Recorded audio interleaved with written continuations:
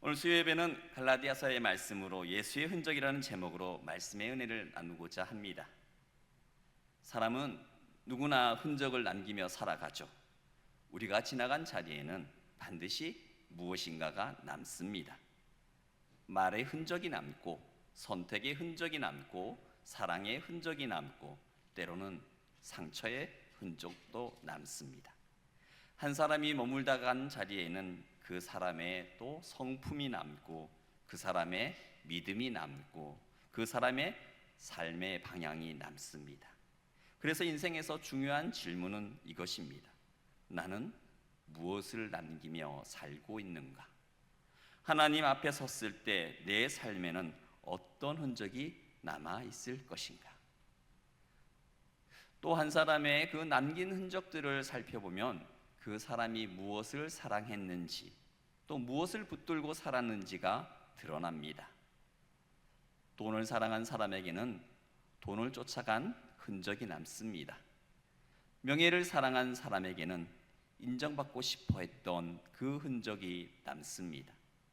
또 자기 자신을 사랑한 사람에게는 자기 중심적인 흔적이 남습니다. 그래서 예수님을 사랑한 사람에게는 예수님의 흔적이 남습니다. 오늘 본문에서 사도 바울은 아주 강한 고백을 합니다. 내가 내 몸에 예수의 흔적을 지니고 있노라. 아멘.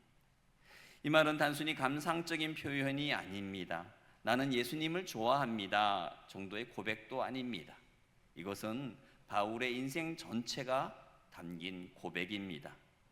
그의 몸과 마음과 삶에 실제로 새겨진 고백입니다. 바울은 예수님 때문에 자기 인생의 방향이 완전히 바뀐 사람입니다. 신약을 성경을 들여다보면 예수님을 만나고 인생이 새로워진 사람들이 참 많습니다. 세리 마태가 그랬습니다. 그는 세간에 앉아 돈을 세던 사람이었지만 예수님께서 나를 따르라고 부르셨을 때 그 자리에서 일어나 주님을 따른 사람입니다. 삭개오도 그랬습니다. 그는 사람들에게 손가락질 받던 세리장이었지만 예수님을 만난 뒤 자기 재산을 나누고 잘못한 것을 갚겠다고 고백하였습니다. 사마리아 여인도 그랬습니다. 사람들의 시선을 피해 한낮에 물을 길러 오던 여인이었지만 예수님을 만난 뒤에 물동이를 버려두고 마을로 달려가 예수님을 증거했습니다. 베드로도 그러합니다. 예수님을 부인하고 무너졌던 사람이지만 부활하신 주님을 만나 다시 사명을 회복한 사람이죠. 여러 사람들 중에 그 중에서도 가장 극적인 변화를 경험한 사람이 바로 사도 바울입니다. 사도행전 9장을 보면 바울은 원래 예수님을 믿는 사람들을 박해하던 사람이었죠. 그는 예수님을 믿는 사람들을 위협하고 죽이는 일에 열심을 내었던 사람입니다. 교회를 무너뜨리는 것이 하나님을 위한 충성이라고 생각했던 사람입니다. 그는 예수 믿는 사람들을 잡아 가두기 위해서 대제사장의 공문을 받아 다메섹으로 가고 있었습니다. 그 길은 바울에게 주어진 사명의 길처럼 보였을 것입니다. 그는 자신이 하나님을 위해 일한다고 생각했을 것입니다. 그러나 하나님이 보실 때 그 길은 예수님을 대적하는 길이었습니다. 그때 부활하신 주님께서 바울을 찾아오셨습니다.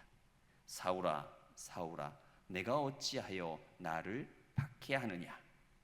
바울이 묻습니다. 주여, 누구시니까?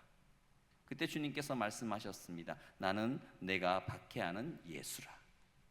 이 만남 이후 바울의 인생은 완전히 뒤집혔습니다. 다메섹으로 가던 그 길은 단순한 이동의 길이 아니었습니다. 바울 인생의 방향이 바뀐 길이었습니다. 자기의 의만을 위해서 향해 달려가던 길에서 예수의 은혜를 향해 돌아선 길이 되었습니다.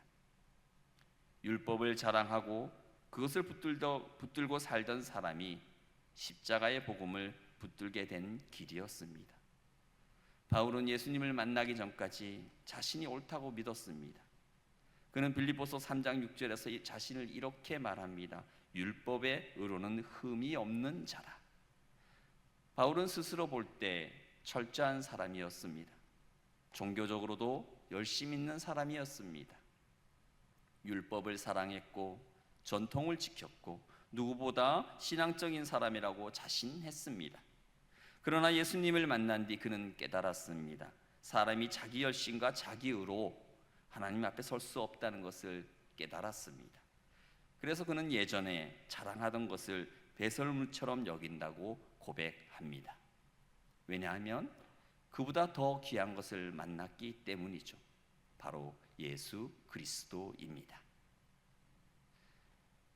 예수님을 진심으로 만나면 우선순위가 바뀝니다.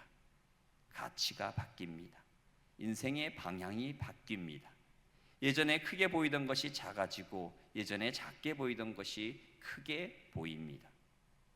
세상의 성공은 여전히 중요해 보일 수 있지만 그것이 인생의 전부는 아니라는 것을 알게 됩니다. 건강도 소중하고 가정도 소중하고 물질도 필요하지만 그것보다 더 귀한 것이 주님 안에 있다는 것을 알게 됩니다.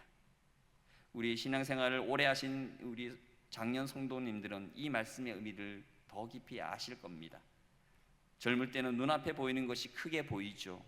성취가 중요하고 인정받는 것이 중요하고 남들보다 뒤처지지 않는 것이 중요합니다. 자녀를 키울 때는 자녀의 앞날을 챙기는 것이 전부처럼 느껴지고 직장과 사업을 할 때는 생계를 책임져야 한다는 무게가 마음을 짓눌렀을 것입니다. 그러나 세월을 지나오며 우리는 깨닫게 됩니다. 사람이 아무리 붙들어도 끝까지 붙들 수 없는 것이 있고 아무리 쌓아도 영원히 내 것이 되지 못하는 것이 있습니다. 그때 믿음의 사람은 다시 본질로 돌아가게 됩니다. 내가 정말 붙들어야 할 것은 무엇인가? 내 인생 마지막까지 남아야 할 것은 무엇인가? 이 질문 앞에서 바울은 분명히 대답하고 있습니다. 내게는 우리 주 예수 그리스도의 십자가 외에 결코 자랑할 것이 없다. 아멘. 바울이 붙들던 자랑은 더 이상 율법도 가문도 학문도 종교적 열심도 아니었습니다.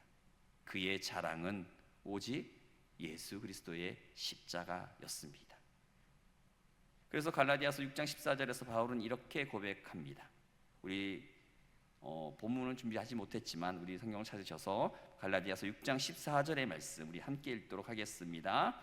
그러나 내게는 우리 주 예수 그리스도의 십자가 외에 결코 자랑할 것이 없으니 그리스도로 말미암아 세상이 나를 대하여 십자가에 못 박히고 내가 또한 세상을 대하려 그러하니라. 아멘. 오늘 이 고백이 오늘 본문으로 이어집니다. 내가 내 몸에 예수의 흔적을 지니고 있노라. 그렇다면 이 바울이 말한 예수의 흔적은 무엇일까요? 먼저 예수의 흔적은 예수님께 속한 사람이라는 표시입니다. 당시 갈라디아 교회 안에는 거짓 교사들이 있었습니다.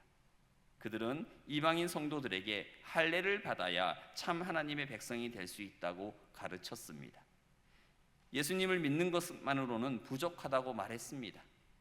예수님의 십자가 은혜만으로는 충분하지 않다고 가르쳤습니다. 그들은 예수님도 믿고 할례도 받아야 한다고 주장했습니다. 그들에게 할례는 자랑이었습니다. 하나님의 백성이라는 표시였고 선민 이스라엘의 흔적이었습니다. 그들은 몸에 새겨진 그 할례의 흔적을 자랑하며 그것이 구원의 조건인 것처럼 말했습니다. 할례 받은 몸을 보면서 자신들이 하나님께 속한 백성이라고 생각했습니다. 그러나 바울은 단호하게 말합니다. 예수 그리스도 안에서는 할례나 무할례가 구원의 조건이 될 수 없다고 말합니다. 사람의 몸에 새긴 종교적 표시나 이런 것들이 사람을 구원하는 것이 아닙니다. 인간의 어떤 의식이나 전통이나 외적인 형식이 사람을 의롭게 하는 것도 아닙니다. 우리를 구원하는 것은 오직 예수 그리스도의 십자가의 은혜입니다. 이 문제는 단순히 그 당시 고대 교회의 문제가 아닙니다. 오늘 우리에게도 비슷한 유혹이 있습니다. 우리는 겉으로 보이는 신앙의 표시를 자랑하고 싶어 합니다. 교회를 얼마나 오래 다녔는지, 어떤 직분을 받았는지, 얼마나 많은 봉사를 했는지, 얼마나 많은 헌신을 했는지, 얼마나 신앙적인 가정에서 자랐는지를 자랑하고 싶어 할 때가 있습니다. 물론 신앙의 연수와 직분과 봉사는 귀한 것입니다. 그러나 그것이 우리의 의가 되어서는 아니 됩니다. 그것이 우리의 구원의 근거가 되어서는 아니 됩니다. 교회를 오래 다닌 것이 우리를 구원하는 것이 아닙니다. 직분이 우리를 구원하는 것도 아닙니다. 헌금과 봉사와 열심이 우리를 구원하는 것도 아닙니다. 오직 예수님의 십자가만이 우리를 구원하십니다. 사랑하는 여러분, 오늘 우리에게도 자랑거리가 많습니다. 살아오면서 이룬 것들이 있고, 자녀가 좋은 학교, 좋은 직장을 얻은 것도 있고, 사업이 잘 된 것도 있고, 오랫동안 신앙생활 한 것도 있고, 교회에서 열심히 봉사한 것도 자랑도 있을 수 있습니다. 물론 감사한 일들입니다. 그러나 그것들이 우리의 구원의 근거는 될 수는 없습니다. 우리가 하나님 앞에 설 때 내세울 수 있는 것은 단 하나입니다. 주님, 저는 주님의 은혜로 구원받았습니다. 이것뿐입니다. 우리의 자랑은 내가 무엇을 했느냐가 아니라 예수님께서 나를 위해 무엇을 하셨느냐입니다. 예수의 흔적을 가진 사람은 자기 의를 자랑하지 않습니다. 자기 공로를 앞세우지도 않습니다. 자기 열심을 구원의 근거로 삼지도 않습니다. 오직 예수님의 십자가만을 붙듭니다. 나는 주님의 것입니다. 나는 주님의 은혜로 사는 사람입니다. 나는 예수님의 십자가 때문에 구원받은 사람입니다. 이것이 예수의 흔적을 가진 사람의 고백입니다. 여기서 우리는 스스로에게 물어보아야 합니다. 내 삶에는 내가 예수님께 속한 사람이라는 표시가 있는가? 내 말과 선택과 나의 삶의 방향이 내가 주님의 사람이라는 사실을 드러내고 있는가? 세상 사람들과 똑같이 살면서 주일에만 잠시 신앙인의 옷을 입는 것이 아니라 삶 전체가 주님께 속해 있다는 흔적이 있는가? 예수님의 흔적은 단순한 종교적인 표시가 아니라 바로 예수님께 속한 사람이라는 삶의 증거가 됩니다. 두 번째로 예수의 흔적은 예수님 때문에 감당한 고난의 흔적입니다. 바울이 내 몸에 예수의 흔적을 가졌다고 말할 때 그것은 실제적인 고난의 흔적이었습니다. 바울의 몸에는 복음을 전하다가 맞은 상처들이 있었습니다. 감옥에 갇힌 흔적도 있었습니다. 돌에 맞은 흔적도 있었습니다. 배고픔과 추위와 수고의 흔적이 있었습니다. 고린도후서 11장을 보면 바울은 자신이 겪은 고난을 말하고 있습니다. 여러 번 옥에 갇히고 수없이 매를 맞고 여러 번 죽을 뻔했습니다. 돌에 맞고 배가 부서지고 강도의 위험과 동족의 위험과 이방인의 위험을 겪었습니다. 제대로 잠도 못 자고 줄이고 목마르고 춥고 헐벗었습니다. 이것은 바울의 인생에 새겨진 예수의 흔적이었습니다. 그는 복음을 전하다가 상처를 입었습니다. 예수님을 따르다가 손해를 보았습니다. 주님의 교회를 섬기다가 수고했습니다. 그러나 바울은 그것을 부끄러워하지 않습니다. 오히려 자랑합니다. 왜 그렇습니까? 그 고난 속에서 주님의 은혜를 깊이 경험했기 때문입니다. 바울은 고난을 통해서 자신이 얼마나 약한 사람인지 알았습니다. 동시에 하나님이 얼마나 강하신 분인지 경험했습니다. 자기 힘으로는 감당할 수 없는 자리에서 하나님이 붙드시는 은혜를 배웠습니다. 무너질 수밖에 없는 순간에 주님이 다시 일으키는 능력을 경험했습니다. 그래서 바울은 고린도후서 12장에서 이렇게 고백합니다. 내 은혜가 내게 족하도다. 이는 내 능력이 약한 데서 온전하여 짐이라. 아멘. 바울은 자신의 약함을 통해 그리스도의 능력이 머무는 것을 경험했습니다. 능욕과 궁핍과 박해와 곤고함 속에서도 주님의 은혜가 자신을 붙드시는 것을 알았습니다. 그래서 그가 말하는 것이죠. 내가 약한 때 그때의 강함이라. 사랑하는 여러분, 우리도 살아오면서 많은 흔적을 가지고 있습니다. 장년의 삶에는 젊은 시절에 알 수 없는 흔적들이 있죠. 가족을 위해 참고 견딘 흔적이 있습니다. 자녀를 위해 밤잠을 줄인 흔적이 있습니다. 부모를 모시면서 마음으로 울었던 흔적이 있습니다. 직장에서 버티며 살아낸 흔적이 있습니다. 사업의 위기를 견딘 흔적이 있습니다. 교회를 섬기며 말없이 감당한 흔적이 있습니다. 아무도 알아주지 않지만 하나님 앞에서 흘린 눈물의 흔적이 있습니다. 때로는 그 흔적이 자랑스럽기보다 아프게 느껴질 때도 있습니다. 내가 왜 이렇게까지 해야 했을까? 왜 나만 이렇게 고생했을까? 왜 아무도 알아주지 않을까 하는 마음이 들 때도 있습니다. 그러나 믿음의 눈으로 보면 주님 때문에 감당한 수고는 헛되지 않습니다. 주님 때문에 흘린 눈물은 땅에 떨어져 사라지는 물방울이 아닙니다. 하나님께서 기억하시는 기도의 향기입니다. 사람들은 잊어도 하나님은 기억하십니다. 세상은 박수치지 않아도 주님은 보십니다. 우리의 몸과 마음에 새겨진 그 작은 순종의 자국들, 그것이 예수의 흔적입니다. 우리가 신앙생활을 하다 보면 상처가 없을 수 없습니다. 교회 안에서도 마음이 상할 때가 있습니다. 섬기다가 지칠 때도 있습니다.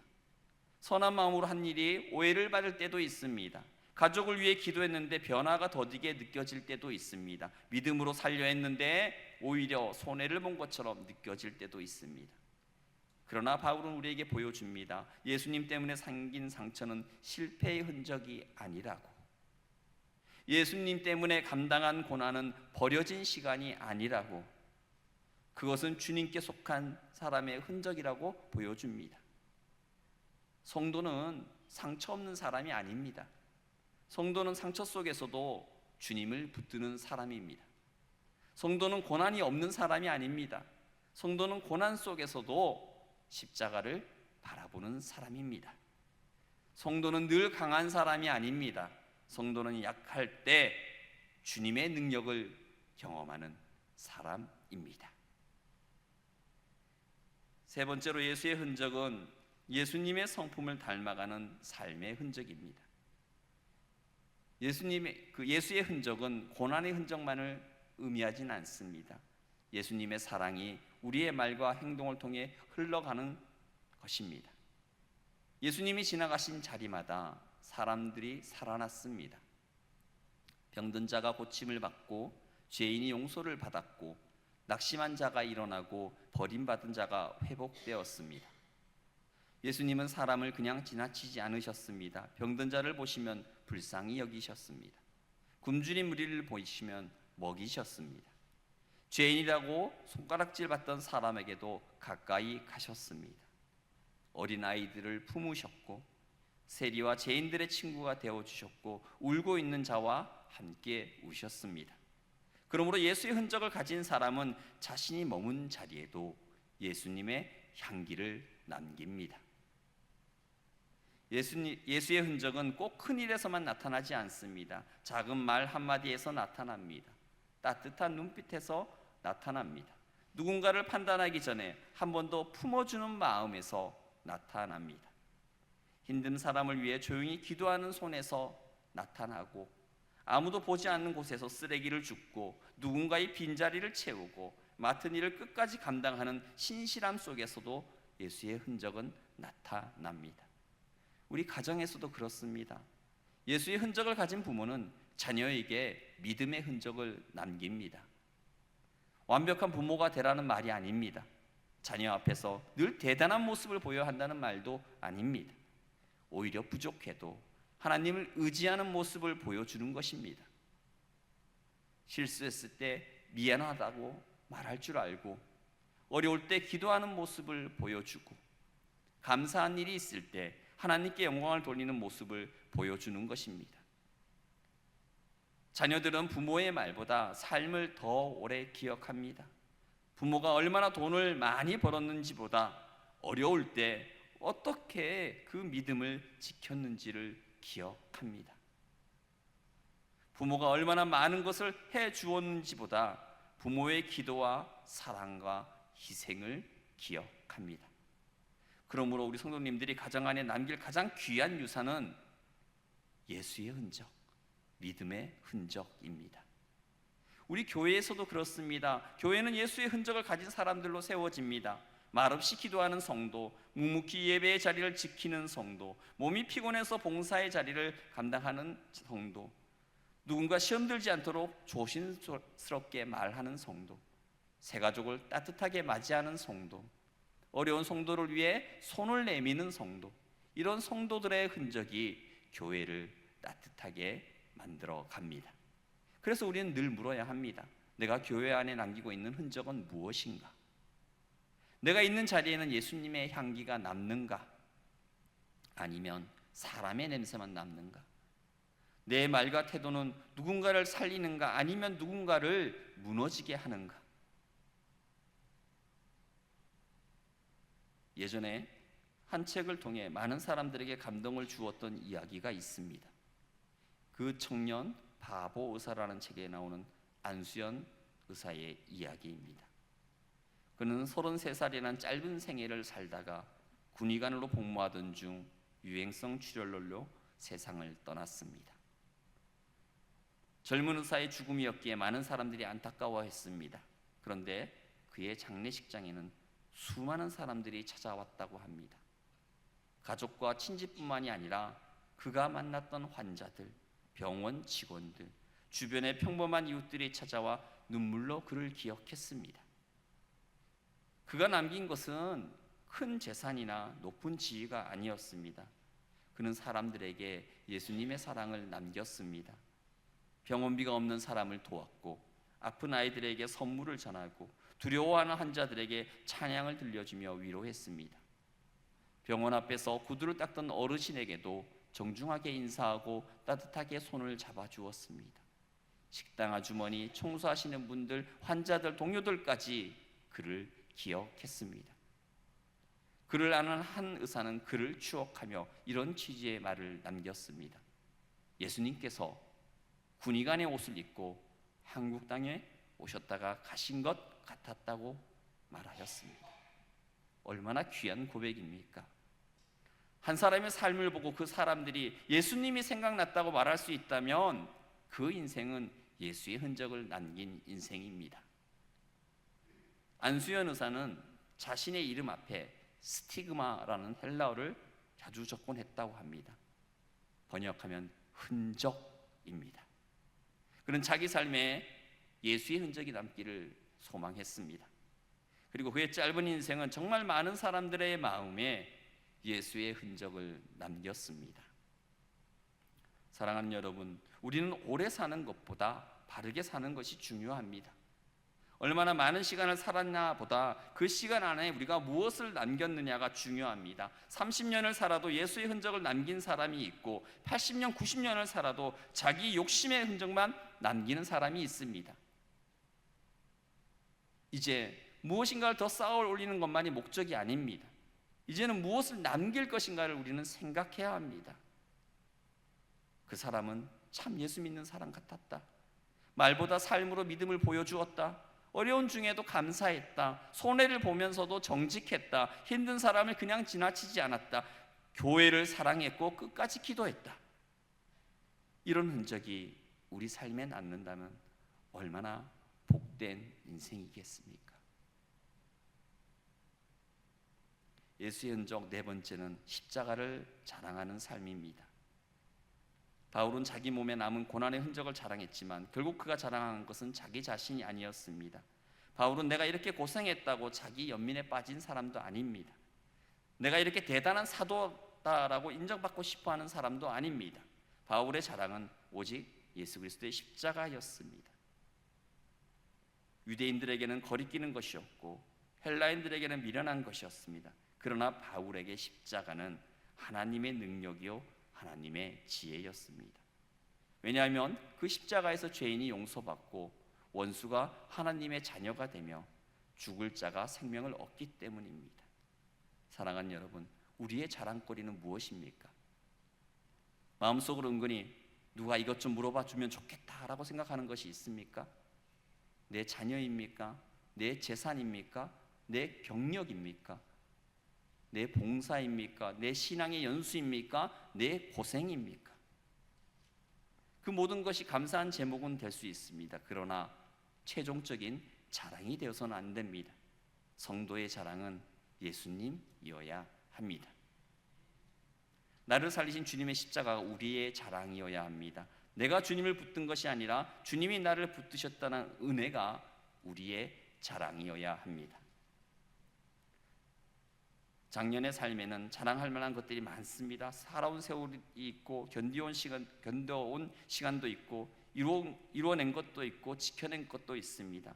그러나 그 모든 것을 지나 마지막에 남는 고백은 이것이어야 합니다. 주님의 은혜였습니다. 내가 한 것이 아니라 주님이 하셨습니다. 십자가가 나를 살렸습니다. 예수님이 나의 자랑입니다. 예수의 흔적을 가진 사람은 예수님의 이름이 드러나기를 원하는 사람입니다. 내가 인정받는 것보다 주님이 영광받기를 원하는 사람입니다.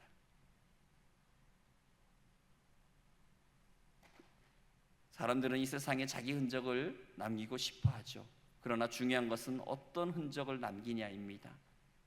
우리는 우리가 지니고 사는 흔적 이상의 삶을 세상에 남길 수는 없습니다. 마음의 욕심을 품고 살면 욕심의 흔적만 남을 뿐입니다. 마음의 원망을 품고 살면 원망의 흔적만 남습니다.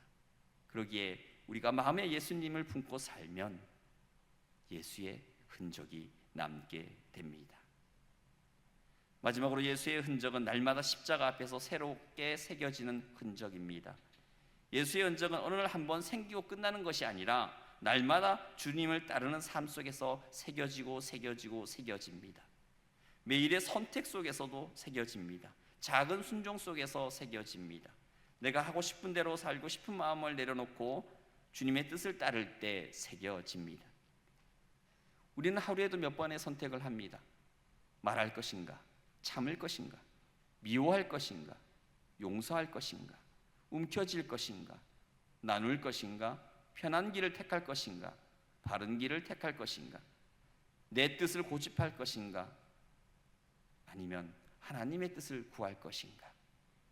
그 선택들이 쌓여 흔적이 됩니다. 한 번의 선택은 작아 보일 수 있습니다. 그러나 그 작은 선택들이 쌓이면 인생의 방향이 됩니다. 작은 순종들이 쌓이면 믿음의 흔적이 됩니다. 새벽에 눈을 떠 주님을 찾는 것, 말씀 앞에 마음을 낮추는 것, 불평 대신 감사를 선택하는 것, 화가 날 때 기도하는 것, 욕심이 올라올 때 십자가를 바라보는 것, 누군가를 판단하고 싶을 때 주님의 긍휼을 기억하는 것, 이런 작은 것들이 우리 안에 예수의 흔적을 새깁니다. 그래서 우리는 오늘도 기도해야 합니다. 주님, 오늘 내 삶에 예수의 흔적을 새겨 주시옵소서. 말씀을 준비하면서 언젠가 제가 선돌교회를 사임할 때 교회를 떠난 전임 목회자에 대한 성도님들은 어떤 이야기를 하실까? 내가 이 교회를 떠난 뒤에 성도님들은 나를 무엇으로 기억할까? 여러 가지 추억만 공유했던 그런 사람으로 기억되지는 않을까? 이 질문은 목회자인 저에게만이 아니라 우리 모두에게 필요한 질문인 것 같습니다. 내가 내 삶의 자리를 지나간 뒤에 사람들은 내게서 무엇을 기억할까? 우리 인생의 마지막에 남아야 할 귀한 흔적은 예수의 흔적입니다. 사랑하는 여러분, 언젠가 우리는 모두 주님 앞에 서게 될 것입니다. 그날 주님은 우리를 사랑하셨던 흔적을 보여주실 것입니다. 손과 발의 못자국, 옆구리의 창자국, 우리 죄를 대신 지시고 십자가에 죽으신 그 사랑의 흔적을 보여주실 것입니다. 그리고 주님께서 우리에게 물으신다면 우리는 무엇으로 보여드릴 수 있겠습니까? 내가 너를 이렇게 사랑했다. 너는 세상에서 나를 어떻게 사랑했느냐? 내가 너를 위해 이 흔적을 남겼다. 너는 나를 위해 어떤 흔적을 남겼느냐?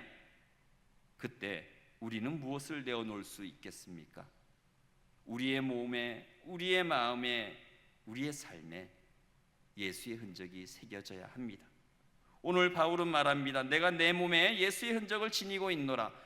이 고백이 바울만의 고백이 아니라 저와 여러분의 고백이 되기를 간절히 소망합니다. 그리하여서 마지막 날 주님 앞에 섰을 때 우리의 입술로 이렇게 고백할 수 있기를 소망합니다. 주님, 부족했지만 주님을 사랑하며 살았습니다. 주님, 연약했지만 주님의 은혜를 붙들고 살았습니다. 주님, 내 삶에 남은 모든 선한 흔적은 오직 주님의 은혜였습니다. 그리고